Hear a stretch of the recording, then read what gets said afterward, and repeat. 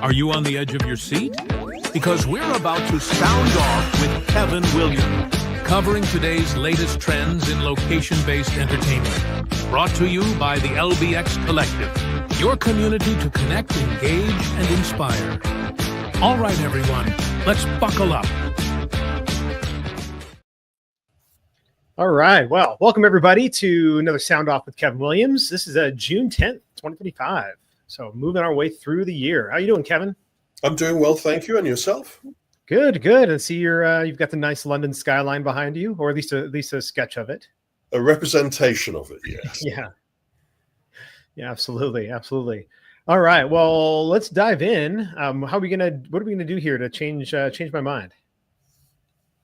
Well, I'm really going to go with the continuation of the spaghetti moment. Some individuals made some comments about they don't really understand how that fits into the description of what's happening in the market. So I thought I would ask the question, have we passed the spaghetti moment? You know, is it now set in stone that we understand what the customer wants from his competitive socializing and social entertainment engagement, and rather than throwing everything at the wall and hoping to have something stick, can we come up with a platform or a package that is guaranteed to make money? You hear my Genda in the phrase. Yeah, there's an underlying skepticism and sarcasm there for sure. No, I mean, we're certainly not past the spaghetti moment. I think like at some level we probably shouldn't ever be past the spaghetti moment when it comes to how we think about entertaining the guests that are coming through our doors and the experiences we're trying to give them. But we certainly, with social entertainment, it's still so nascent that we're not past the spaghetti moment by any means. I think it is unfair that we should ever consider the spaghetti moment. I am not a fan of just throwing stuff at a wall and finding out the hard way what sticks and what doesn't. I am, by my education and by what I do from the research, hoping that I build a concept based upon what the customer could enjoy and should enjoy, rather than just giving them a smorgasbord of opportunities and praying that something is taken away from that. We have a big problem with entertainment. We don't know our customer as well as we should do. I think the restaurant industry, the film, cinema industry, even the nightclub industry understands better their audience, their requirements, their payment levels, the levels of engagement and interest than we in the entertainment. We are still trying to work out who are the ABCs that are coming into these facilities, what they want, and the most important part, how do we get them to come back again? And the spaghetti moment only leaves a mess on the wall. It doesn't encourage them to come back again. And some of the examples I've given in the picture here of the simulator bays for golf, or the shuffleboard table for augmented or gamified shuffleboard, are just the icing on the cake of really what the main experience should be. Yeah. First of all, I'll say I don't know who throws spaghetti with sauce on the wall. I like to test my spaghetti without the sauce, but a little less messy there for sure. But anyway, I think the issue I have is that it's okay to do experiments and to try to figure out what works. And especially on a market by market basis, there are going to be certain levels of saturation depending on the type of attraction mix that's already in the market. There's different demographics for each market. And so, but the concern I have is when I see a flight club or an electric shuffle or a putt shack or any of these groups that are moving so quickly and scaling up so fast before I feel like in some ways they've really even identified their product market fit, or that they may have a product market fit in the couple of markets that they first tested in, but now they're moving so quickly into other markets. Do they actually have product market fit in those new markets? And that I think is maybe the bigger issue around the spaghetti moment. Move fast and break things. They're moving too fast to even understand what they can break and what they can keep. I agree the baby in the bath water analogy does seem to be apt with some of these projects where they are just throwing things around to try and address two problems that many of these sites are facing. We have pointed out already that facilities like Putt Shack and facilities like Topgolf and also Pinstripes and others have been seeing a downturn in their sales, and they've been also seeing a downturn in their group attendance to various levels. I personally feel that the problems that they're experiencing are overall problems rather than simple fixes. You can't just, as our friends at Topgolf are experimenting with at the moment, you can't just drop a Topgolf arcade into your facility and hope that that will address your durational attendance, your retention rates, and your spend rates. There's also another issue to bear in mind, which is when these facilities, many of the early phase 1 and phase 2 competitive socializing venues started, they had no competition. Now competition, and not just competition, but competitive socializing competition. So people that have learned on the hard altar of success and failure, what works and what doesn't work, they come up with their particular plans. If you were opening, for example, a gamified mini golf operation right now, which didn't have a secondary and a tertiary entertainment component to it, you would be up against the wall to try and make yourself stand out from the crowd. Yeah, absolutely. And by the way, the move fast, break things quote, I mean, that's specifically for software development, and is a very different thing to move fast in software where you can make some quick changes, and very low cost. Then move fast and break things in an environment where you're spending multiple millions of dollars in physical build outs and things that are just not as easy to quickly make changes to. Most of the competitive socializing entertainment facilities are being developed by individuals that have a very strong background in restaurant, hospitality, and facility management. They don't have such a strong background in entertainment machine operation or entertainment experience offerings. And that is clear by some of the changes we've seen, some of the changes that we're seeing at Topgolf, some of the changes we're seeing at Dave & Buster's, some of the changes we're seeing at some of the other companies where the board now is understanding that they're going to have to get back to basics, which is entertain. Now, regarding the move fast and break things, yes, that is a term that came originally from the Silicon Valley software side, but sadly it is being applied by all investors now. And part of that move fast is trying to grab the highest amount of real estate before the investment window closes and before the going gets gone.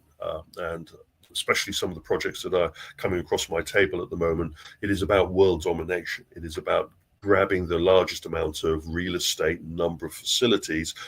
It is musical chairs. They're waiting for the music to stop, and then everybody's going to grab the nearest chair to them and sit down. And those people without a chair are going to be left wanting and to be cannibalized. And I think it's important for our industry, beyond competitive socializing, but generally in the location-based or out-of-home entertainment market, understands that this is a finite resource that we're working with at the moment.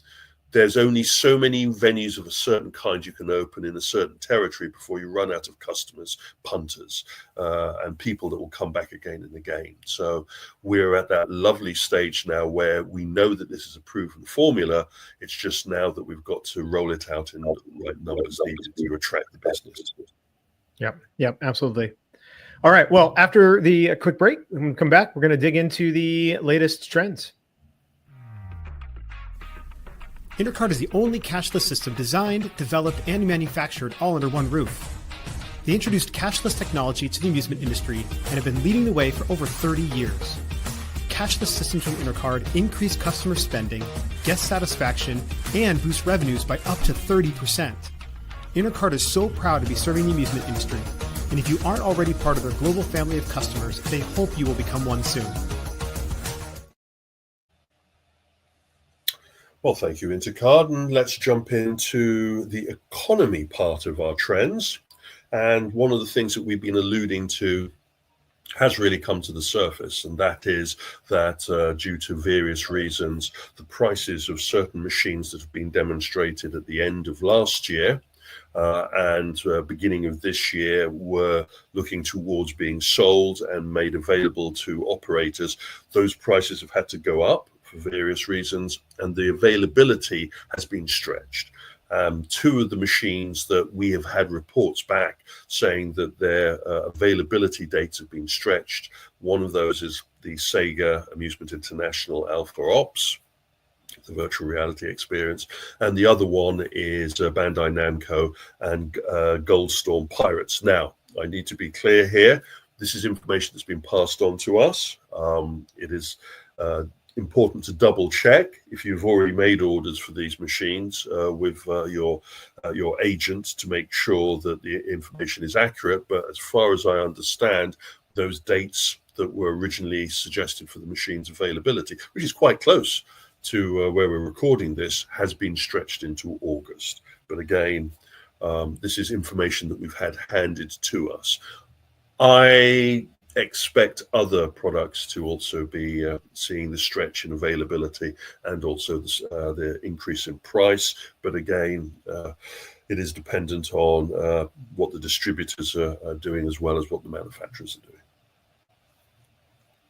Moving on and looking at the biz rather than the economy, and one of the trends that was interesting in our regular Genda feature that seems to be a part of Sound Off and Open and Shut. We've been talking a lot about them. Our friends at Genda have rolled out a brand new concept. VSing is how I'm interpreting the name. This builds upon a recent deal that the company did with Ban to acquire a number of their karaoke operations. And now we are seeing the latest interpretation of what I would call competitive socializing karaoke. Multiple levels of interest here. It is a game, it literally is a game. You have a stage for the performers. You have a very high digital wall experience, high level presentation, audience engagement, and it's also using a smart app so the audience can vote on the quality of the karaoke singing. This is not the first competitive socializing karaoke concept that we've seen in the market. A number, or two in particular, were attempted in the UK, one in Liverpool, one in London, from various companies. They didn't really capture the zeitgeist. Karaoke and bingo are two of those concepts that are currently being fought over to be turned into competitive socializing version 2s of. We haven't seen that.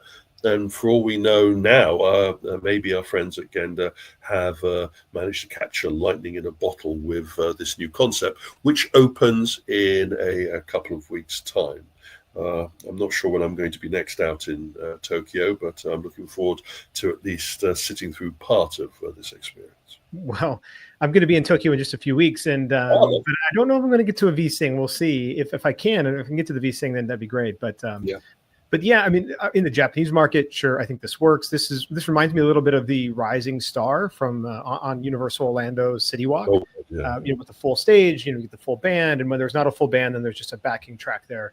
But it is on stage. You don't have the voting component of it at the Rising Star thing, and I think that's where, we're looking at competitive socializing. Like, it begins to feel a little bit less accessible for me than like even a bingo or other competitive socializing. We talk about accessibility in different attractions, and VSing, it's like, if I'm going to get up on stage and people are going to be voting on me, I'm going to have to be pretty damn good. And like, I'm going to want to feel pretty confident about it, either overconfident and they're really bad, or really good and feel comfortable getting up on stage. And I think, like, if you're there as you're totally fine just being an audience member, it could be fun. But if you want to get up on stage with the voting, I just feel like it's a totally different animal. It's turned it into a game show, and there will be the bottle moment. There will be the fear of failure from the audience. You are putting a spotlight literally on the singers and participants. It is a audience, and especially a nation that enjoys the karaoke experience, Taking it a little larger with this level of audience engagement, though, is an unknown, and we'll look forward to seeing how it will do. I wouldn't be surprised, though, that if it does find favor, that this will roll very quickly into other territories. Moving on and talking about facility business, and our friends have revealed that they're now going to be investing more in what we would call bricks and mortar facilities. They opened one store to promote their Meta range of VR, AR, and social media AI supported platforms or products. That first facility in California was meant to have been followed some time ago by a number of other stores. That hadn't happened, but now all of a sudden, with the spurt in sales of their Ray-Ban AR glasses, they're now talking about opening more facilities and have actually started an active hiring process. For me, this was very telling that they wanted to follow in the Apple Store path of product representation. They didn't want to leave it to normal retailers. They wanted to have a store of their own. That said, Meta and before them Oculus had created demonstrations for their machines, and we had all, especially myself, we'd all been sort of pointing and saying, why are you running your own demonstration facilities when you have all of these VR arcade facilities that could have been used as mini promotional venues to get people interested in the product? They know what they wanted to do best. They have gone through the ringer. They're now going to roll out more facilities, and it's going to be a toss of a coin whether they are going to be able to roll out enough facilities to entice the customer base to their new platform, or if they're going to have to rethink their whole strategy in this sector. Yeah, I'm actually surprised that they didn't start this expansion like years ago, a lot sooner than this. Given the as soon as you move into the hardware game, especially a unique specialized hardware component, this isn't like a Windows machine that you can just go buy at Costco, right? I mean, yes, can you go buy a MetaQuest at Costco? Sure, maybe you can. I don't know. I've never tried. But to get people to really try it and experience it, especially people who've not done AR, on the Ray-Ban side, or done VR on their Oculus, or it's now MetaQuest. I hope, because like the images you're showing here has some people trying it, but then also has just like the standard, like it looks very very Apple Store-esque. So I'm hoping though that they've got some sort of experience component to it, so that you can actually experience VR or AR for the first time if you haven't already. Meta now has gone through quite a high level amount of layoffs recently, or over the last few months, and now some of the reality is being revealed of what was going on behind the scenes in their decision process, and it is clear that they were badly advised on their path forward, which has now resulted in them having to consider a root and branch redressing of what their business model is. The days of them trying to push their VR machine as well as their augmented reality machine have come to an end, and it's now merging the mixed reality with the augmented reality approach, which will make a demonstration area a little bit more complicated to run with. But again, this is more consumer, but the reason I bring this up is because it is another out-of-home application of technology that we need to be mindful of, especially as many of our facilities are rocking AR and VR technology. And talking about that out-of-home experience, we see another company throwing their hat in the ring to open facilities that offer not just a retail experience, but also have some retail attainment, some entertainment component, following very closely behind what we've seen with our friends at Sega, with their Sega store, following very closely behind what we've seen with our friends at Bandai Namco, with their Namco Cross Store operation. This is a retail attainment venue that has lots of unique merch and product placement, but also has some level of entertainment to increase the dwell time and the experience that the individual has at the venue. And don't be fooled. This is not just a flash in the pan. We will be seeing other companies rolling out retail entertainment venues as they want to get some of that bricks and mortar money out there. It is much more beyond just having a well-run, curated web page. It is now about actually touching the customer base that is buying your product. Yeah. We touched on this a little bit on the open and shut on the LBX show a couple of days ago. But yeah, I think the big question for me here on how many more venues that they will open up. Obviously, being in the Mall America, that's a showcase facility. But yes, is this a licensed concept, or is this done directly by the NBA? And I think if it's by the NBA, it may only be 1 or 2 or 3 in flagship locations. If it's a licensed concept, then maybe this is something that that licensee will expand more ubiquitously. We'll have to wait and see once we get more information, but it's sounding more and more like it is a franchise agreement through a third party. But again, we're still waiting to get more detail. Interesting one here. With the changing in the habits of the player bases that come to these facilities, we're seeing drives and attempts to encourage more spend and more durational visitation.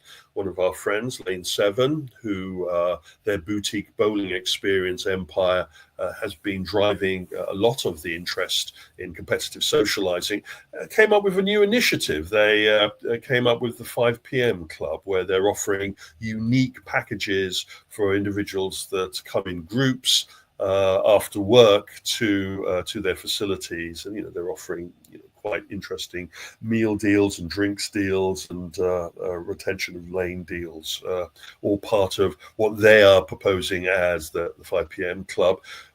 It also coincides with information that in the UK particularly, people are clocking off earlier from their offices. They're wanting to get away from their offices. A little bit of the hangover from working from home. Now that people are being pulled back, kicking and screaming, back into the workplace, they're being more mindful of the managing of their time and how they're socializing. And I think the competitive socializing business is looking to ride a little bit on that pony. Yeah, I think this is a brilliant idea. The 5 p.m. club focused on bringing your coworkers, going out with a group of coworkers after work. I mean, it's not my style, but I mean, going and grabbing a pint after work has been a thing for a long time, whether they're here in the US or whether you're in London. But the idea of doing it together collectively with a group of your coworkers or friends at 5 p.m., hey, let's meet up at Lane 7, let's meet up at the pub, I think is a great idea.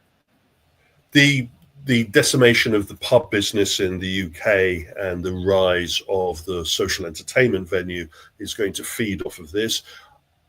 As an industry, we need to embrace trying to create times for people to come and enjoy our product. We need to come up with timings for our younger audience, for our mid-scale audience, and our older audience. Now, if it takes the 5 o'clock club to get people to come and regularly visit these types of venues with groups, whatever it takes, it doesn't matter. It's just that we do need, as an industry, to support these type of things. Moving on and sort of harking back to what I was touching on a couple of sound-offs ago regarding the golf sector. Someone threw at me the question, well, you talked that there's a lot of them out there. Can you just give us an example? Well, here is your example. Here is just me grabbing from our database, not single venues, but multi-venue operations that are offering social golf lounge experiences. And you'll notice there, along with the onesies and the twos, along with the twosies and the threesies, as it is, we've got the 40s, we've got the 30s, we've got the 100s, we've got the 117s, we've got the 139. We are not looking at just a small blip, a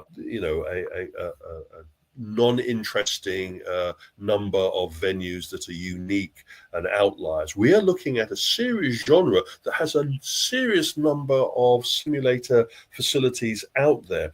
And I can't believe that these can stay viable unless they come up with new ways to enthuse their audience.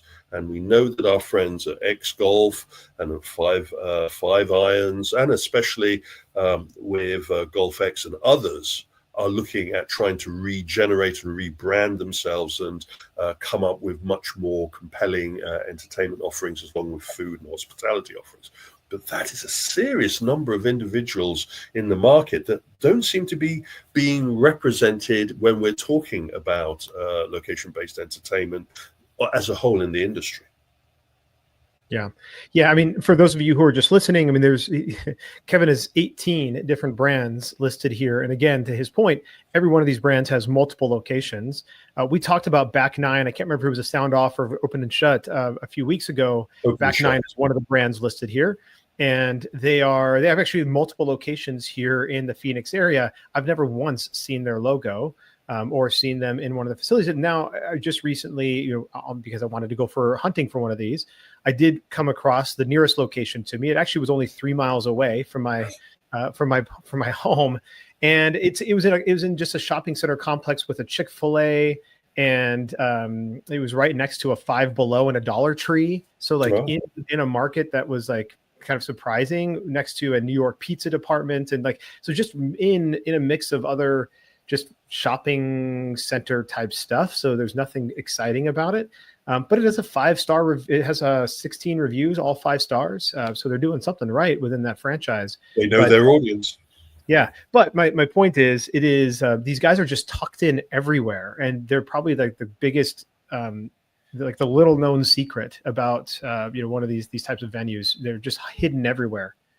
I think that was part of the shock factor from the presentation, that people sort of hadn't noticed these things here and were very dismissive of saying, oh, they're not relevant. And then when you roll the numbers out, they are very relevant. And now that many entertainment facilities are adding simulator bays to their spaghetti, to the mix of facilities that they're offering, they could be secretly receiving competition from other venues that they're not aware about. Mm-hmm. It is important, from the research that I've done looking at the simulation bay side, it is 2 flavors of experience. It is the high simulation side, people using them as a replacement to them going down to the golf course, and them sharing, very detailed training aspects, looking at their swing, using the software on many of these simulator bays to help improve their long game and their short game.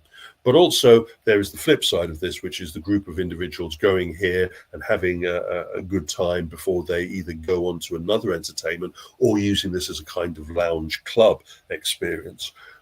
I think part of this is because the real golf industry has outpriced the clubhouse experience from the golf game to such a point that it is not attractive to the new wave of golf aficionados and players and hobbyists.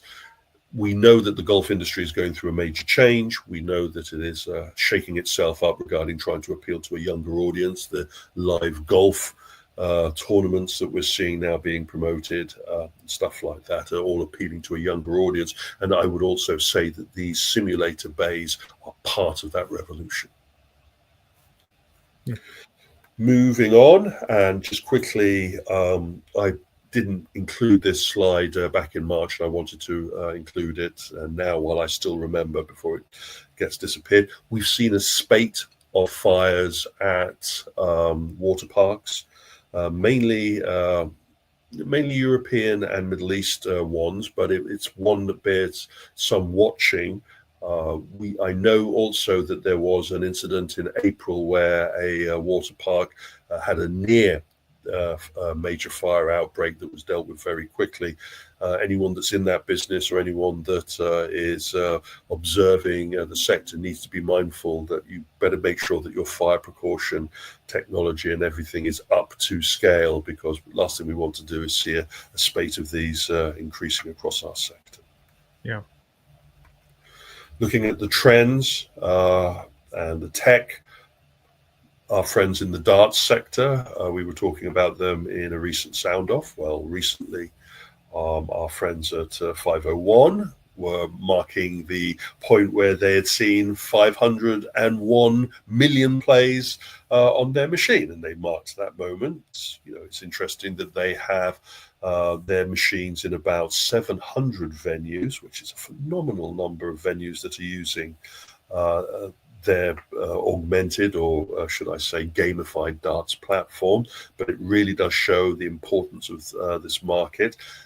We touched upon it in the previous sound off, the number of venues that have looked towards having darts and darts related entertainment systems as a standout for their competitive socializing elements, along with our friends at Flight Club, who have that as their pivotal side. Our friends at Top Golf and Fun Labs in Australia, as well as Dave and Buster's, have all included 501 dart systems. There are other dart systems out there, but I wanted to just pick on this important milestone for 501. We wish them well with that, and we know that they have some secret announcements that they're going to be making about the next generation of social entertainment dart systems that they're looking to incorporate. Yeah. Congratulations to them. But I will just a quick comment on the fact that they're in Top Golf in Europe. I'm really surprised we're not seeing them deployed in the Top Golfs here in the US at this point. And maybe it's because they are in Dave and Buster's. Maybe DNB has exclusivity here in the US in their social bays, or at least they did for a period of time. But it feels to me that golf and darts would go somewhat well hand in hand. Curious to see how it's doing in Europe. Maybe they're seeing something different. So that's maybe why we're not seeing it here in the US, but it seems like a good addition to Top Golf, more than like adding a full-scale pop stroke style mini golf. It is clear that the previous management at Top Golf had certain views about how their entertainment offering was presented, and they wanted to focus on their core entertainment offering. I think the new management that will be in place, again, dependent on how the separation from Callaway Golf goes, I think we're bound to see some major changes in the way that these things are presented. And I agree with you wholeheartedly. It would be ludicrous to have a captive audience there and not offer them a secondary entertainment that could quite easily be parachuted in like a dart system. Looking at other companies with presence in the location-based entertainment that are upping their game or coming up with new interpretations. VSing are known for their simulators that are in most of the F1 arcade facilities. The company is a race sim rig developer. They make it for the consumer market as well as the commercial, and they've just signed a partnership with Lamborghini, where they've produced a brand new version of their simulator, which is inspired by the Lamborghini styling, but is also available in a commercial as well as a consumer package. I point to this for those venues that are looking for having something eye-catching as an entertainment activity. VSing is not the only developer of race simulator rigs, but it is interesting to see that a company like Lamborghini would want to get involved in having a presence in the simulation sector. And who wouldn't be afraid to have a Lamborghini simulator set up in their location-based venue? Yeah, and for those of you, again, who are just listening, definitely go and check these things out. These are some slick-looking racing simulators. These are very nice-looking sims. I mean, I'm assuming if they're by VSing, they're going to have the same type of response and everything else that their others do, and these just look gorgeous. I think it's marking a future now, especially with the success that our friends at F1 Arcade have engendered, that we're going to be seeing other venues now having to include a simulator lounge component to their mix. And I think we're going to be touching upon at least one new opening in openings and shuts that follows this line. In jumping into the VR landscape, and we've seen some shaking up of the market. We've seen some reality checks where the products have to really prove their bankability. One of the most successful products in the VR arcade sector was Virtual Rabbids. It is a warhorse now that established the idea of the sit-down, two-seat, motion-based virtual reality, unattended entertainment experience. That crown has been lifted by our friends at Raw Thrills with their Godzilla, as well as their Lost World VR two-seat platforms, which added gamification, added a level of gaming rather than just being a passive ride experience. And now Ubisoft, attempting to take back the mantle, they have partnered again with LAI Games has partnered with Ubisoft again to come up with Ubisoft's All-Star Blast, which again incorporates the motion seat two-player experience with tethered virtual reality. But they have a game now. We have the mounted shooting experience. That's on test at the moment. We will get to see that hopefully before November, I'm hoping that we'll see it in IALPA Europe, but there is a strong possibility that we may have to wait until IALPA Orlando to get our hands on this. But it kind of shows the war that is still raging within the VR amusement side, though I would say that this kind of battle is much more based on ROI rather than on bling. Again, Adam will have much more information for us on that once it comes out of the stealth testing mode. Going back also to what we touched on in the previous sound off about what I like to call shared reality experiences. We're seeing other companies now throwing their hats into the ring regarding offering mass player and mass user virtual reality experiences. Shared reality experiences allow audiences to be immersed together in an environment rather than just, being thrown into a virtual world on their own. And Surround Sync is a company that has now launched a series of what I would call museum or experience exhibits that use immersive technology, what they call immersive film exhibitions. And these have started to be rolled out in France, as well as in some other countries, again competing in offering bankability. You're not having people in groups of 2s or 4s or 8s, but you're having groups of up to 200 people being pushed into the virtual experience, having quite a long period, up to 20 minutes worth of experience, and of course you're able to charge quite a high price for that experience. Yeah. This is an interesting company and technology. It's a patent pending hardware and software package. And I think one of their differentiators here is that obviously you can drop in their packages into new venues or really interesting venues. But I think one of their big things that they're trying to do is say, hey, look, if you have a movie theater already with your seating and with your audio system there, we have the technology to synchronize your existing immersive audio system, but now with also the virtual reality headsets, and everybody who's sitting in that theater can experience the immersive sound that you get from a movie theater with the rumbling and everything else, but also the very close, immersive VR headset as well. So very interesting, especially it'd be interesting to see how a movie theater might take transition one of their theaters over to something like this. So like they have an IMAX, they have a surround sync facility, and then they have maybe some of their other typical theaters.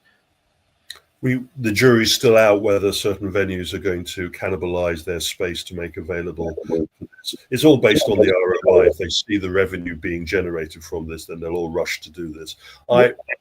I'm banking on this being an interesting concept for many operators. Yeah, well, and I think what's interesting about this one specifically is that it doesn't require them to make any infrastructure changes other than having to add a network, obviously, that can support the headsets and buying the headsets, but like a physical infrastructure change. They don't have to remove seats. They don't have to level their floors and make an immersive theater. They can literally have people come in, sit down in the seats with a headset and experience and have the experience and not make any other changes. So it allows them to experiment without having to do a significant infrastructure change.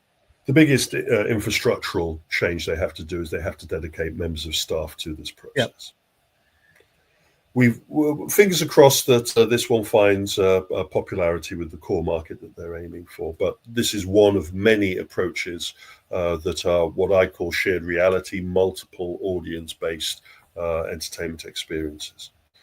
Talking about companies with new concepts that have taken on new investment, our friends at Dream Park Many of you will have remembered me talking about the Shark Tank presentation of this augmented reality, or sorry, mixed reality experience that our friends at 2-Bit Circus are also involved with. Well, the company at Dream Park managed to raise $1.1 million in seed funding to help roll out what they're feeling is the downloadable mixed reality theme park concept. Again, you put on in this particular case, they're using Meta Quest 3s. You turn them into their mixed reality mode, and you're playing a life-size game of Mario, really, where you're interacting with the different objects and picking up the special boxes and stuff like that. The objects look like eerily close to Mario, like almost like IP infringing level of close to Mario, but it's not there, so definitely. I hope that they have made sure the look and feel is distant enough that they're not going to have the monster of Nintendo breathing down their necks. But this new investment will help them now start to roll this concept out and drop it into other venues. And as we were saying about previous platform being able to be dropped in with no infrastructure changes. Here, all you need is an empty space of a certain dimension to be able to operate it as an augmented reality or mixed reality entertainment space. Again, I haven't had a chance to try the system. I've only seen the demonstrations, and I look forward to reporting back about how compelling this will be as an alternative to maybe a more physical entertainment experience. Yeah, I think the only thing that I would like to see happen here, at least, before obviously trying to experience myself, is to just remove the downloadable word from this. I know that was a thing for a little while. I think it might have been on a few others in the industry as well, trying to promote this downloadable theme park concept. But it's not downloadable, right? Like you're just accessing it through the cloud, through the VR headset, and like you're experiencing in mixed reality environment. But it's not downloadable. So like, let's not call it that. It's I like the XR theme park concept if we want to do that, or XR fun park or dream park. Sure, let's go with that. But let's as an industry, if I could just tell the industry, let's drop the downloadable component. Yes, it was certain individuals wanted to coin the downloadable theme park concept. You're quite right. It is not really applicable to what we're talking about, and it also gives the wrong message to the customer base that we're going for. An XR theme park, I'll agree with. I'll even go for a micro theme park concept, which was one of the things that our friends at 2-Bit Circus used to push. But anyway, the message is important. So remember, the brand needs to also represent that. I was also thinking that 1.1 million was kind of low in what I was perceiving that they would need to roll this out. But I assume the guys have got a serious plan in place that they're going to utilize this funding for. Yeah, I mean, it is low for sure if they're going to roll this out in any sort of aggressive nature. But, I think what's interesting about their model is it's like super pop-up-y. So as long as they have a permission from the public space that they're going into, or the private space, right? But as long as they have permission, and they really just need a kiosk with some headsets on a rack, and then have the space mapped, right? I mean, like at the end of the day, it's a pretty straightforward, low infrastructure model. I'm not sure personally that it's a compelling model. I'm going to need to go and try it myself before I turn it down. But it is low infrastructure, and so to that end, I guess the 1.1 could probably carry them pretty far. Look forward to definitely seeing it at IALPA. I'm sure they'll be there. Mm-hmm. Really, just in the final aspects, just reminding everybody that we have launched the new competitive socializing newsletter, and the Sting reports out there. Follow the URL and get your subscription if you haven't already. But I've got a couple issues coming out of both that look a little bit more into what's been happening regarding the latest trade shows that we've had in Asia and the UAE, as well as some new trends that have popped up in the market. Anyway, that's it from me, unless there's anything else you want to touch on, Brandon. No, another great sound off as usual, Kevin. Pleasure's always mine, and see you lot later.